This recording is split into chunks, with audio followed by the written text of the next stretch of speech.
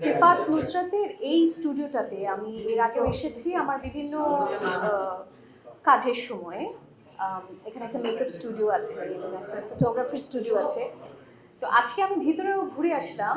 ওর design করা এবং ওর টিমের ডিজাইন করা অনেক পণ্য ভিতরে আছে। ওর সঙ্গে আমি কথা বলে প্রথম কথা যখন বলেছি তখনই আমার ওকে ভীষণ ভালো লেগেছে এই কারণে যে ও কিন্তু একজন নারী উদ্যোক্তা।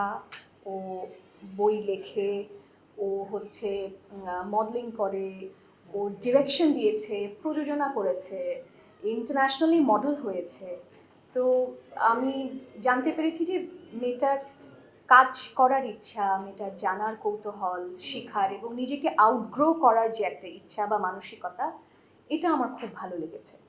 আজকে ওর বইটা আমি পড়ছিলাম। ওর বইটা আমি পুরোটা শেষ করতে পারিনি, এখানে এসেই পড়ছিলাম।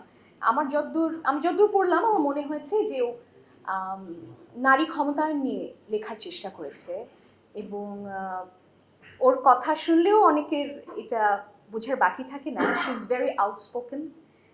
আর ওর মধ্যে কোনো হিপোক্রেসি নেই।